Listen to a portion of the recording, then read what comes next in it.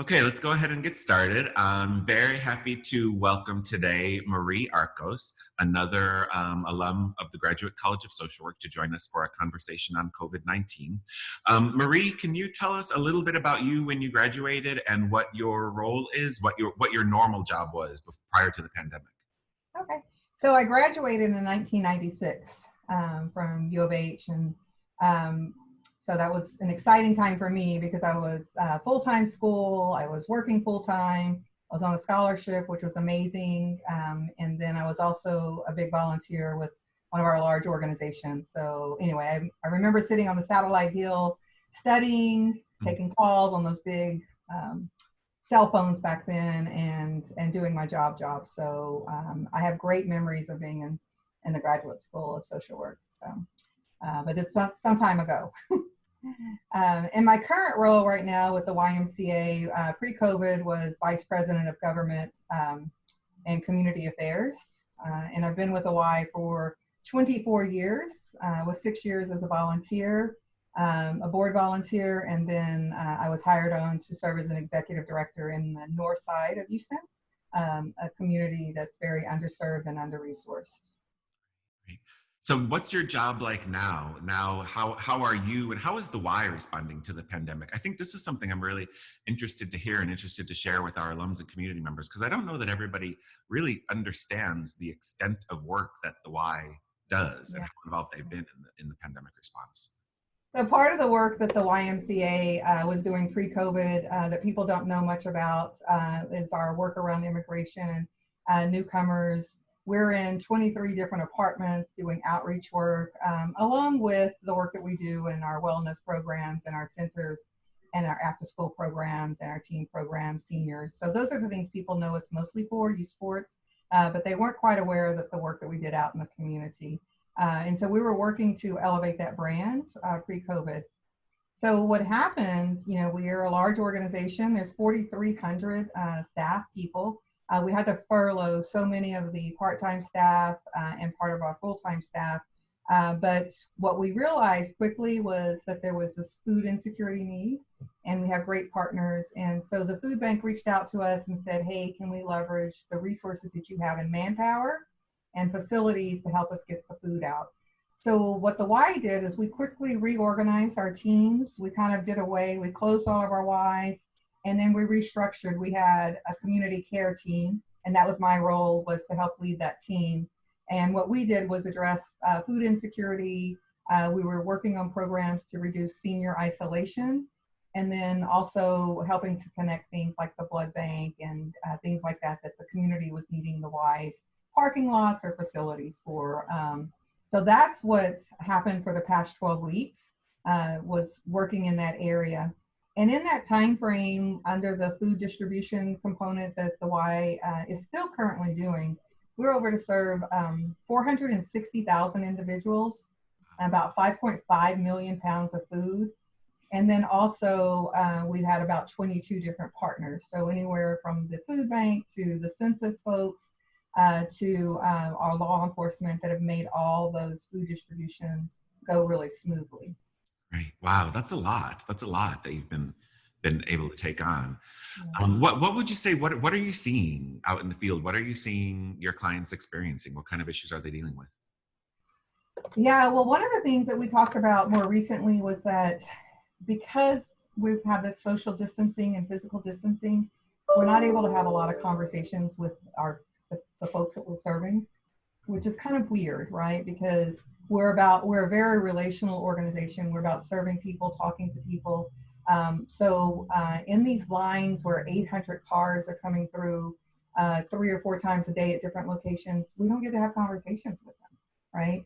Because we're distancing. And so, but what I know that I've seen is the looks of despair, of gratitude, of hopefulness that there are people there that are with them every, 2 or 3 times a week, because we do them in the same locations. But the first couple of weeks was really hard because I saw people living out of their cars. More than the 3, 4 people, kids in the back seat, young children without car seats.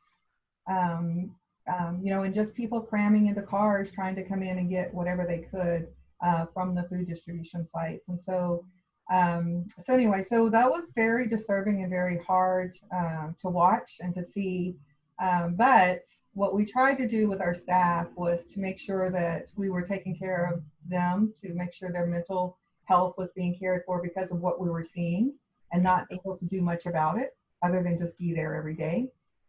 So we're taking care of staff that way, but we're also continuing to reach out to the folks that come through our lines with our smiles, with just being, kind of being a little more open instead of just putting this food in there, thanking them for coming, and whatever gestures that we can do physically has been what we're doing. We're still having conversations with other entities and nonprofits and other think folks on like how to begin to solve for this, but there's no relief right now. People are saying, well, are the lines dying down, or is it the need decreasing? So we don't see the need decreasing. We see things leveling off a little bit, but what we also know is that we're not, because we're doing our distribution during the day, we're missing a lot of people as the city began to reopen a couple of weeks ago. People are having to go to work, and so they can't come to us and wait in the lines. And so they're missing out on it. So we're trying to do some of our distributions in the afternoon hours from like 4 to 7 so that people can access us. And then the other thing, Alan, is that people will question and say, well, is there really a need? Do people really need the food? If our food distribution started at 10 a.m., there were people lined up at 6:30 a.m. before we even got there, before the food truck got there, waiting. And they waited in lines and lines, and it got hot in April pretty quick. So the need is there, and people are figuring out that they don't have to wait in the lines, that we're going to be there, that there's enough food there. So we still see people coming early, but not as many people. And so the line is consistent. We're still able to get the amount of food out that we need to, but we're definitely seeing that people still need the food. And it's expensive. Produce, I shop for my parents recently, and just the minimal produce for just the two of them was like $45, $50. And that was just for a week to give them, the nutrition that they need to have, to stay healthy. And so I can only imagine if people aren't working or they're on benefits, that they're trying to stretch their dollars and they're worried about not having access to certain things and trying to determine how they use their money. So being able to give them nutritious, healthy produce, I think, has really been helpful to the community, and then also to those families, because they can stretch, they can make soup and salads and make it stretch a little bit longer, and snacks that can help fill their hunger. Right. I think, you mentioned food insecurity. That's been an issue prior to the pandemic, food insecurity and poverty and the challenges that we face as a society because of that. But I think this pandemic, this crisis that we've been in, has really exposed some of the inequities that we face in society. How have you seen that through your work in terms of those inequities just really being exposed and exacerbated? Yeah, I mean, it's really hard for us to sit and watch. I mean, we've been data driven the whole way, and so that's really helped a lot of people, a lot of organizations, our entities make decisions. And so what we know is 23% of the children in Harris County were food insecure prior to COVID. I was on a call last night, and the number of kids that are receiving free meals and through their school systems, we know that we're not serving all of them. And fortunately, the SNAP dollars and the CARE dollars have just been released into Texas. So people are going to be able to access those. Waivers are being in place. The process is being lifted to help people access what is available for them, not to make it too difficult for them. They don't have to show proof of citizenship or any of those things. If they were already in school, they can just kind of basically log in and access these. I think it's $235 per child. So I think that's going to step up pretty well for them. But I think, the disparities in terms of who has access to technology, who has access to healthcare, this pandemic is really affecting those most vulnerable populations, because we don't see the struggles, we don't see the people that are hurting out in our streets. We don't see them on the corners, just like a flood or any of our other disasters, that Right. you could, as a neighbor, reach out and help and do something about that. Right. We don't know. And so what I see is people have surfaced up in order to access what the communities are providing, but we just don't have enough information and data yet to know how to begin to really help that. But I am hopeful that people want to be able to solve for that. People are recognizing these disparities, Mm-hmm. and how they are impacting not just the people that are suffering from it, but it affects our whole community. Right. And so I think people are going to be willing to lock arms, going to be willing to work collectively and collaboratively to talk about how much work was put into food distribution, for instance, and then how do we begin to solve for that in a way that our next disaster, our next crisis, that we're not going to have lines and lines of people, that we'll have some other safety nets in place that they have to be dependent on the community to help take care of them. Right, right. I think as tragic as this is, and as we're seeing so many vulnerable people really impacted, one of the things that I've tried to think about is, as you just mentioned, what are the things that we can be thinking about that we can do differently in society moving forward? Once we're on the other side of this pandemic, how can we expand our moral imaginations to think about how we can respond to these challenges in society, so the next time we face a pandemic, the most vulnerable aren't also the most impacted? What do you think we need to be thinking of and doing differently? Well, glad you asked.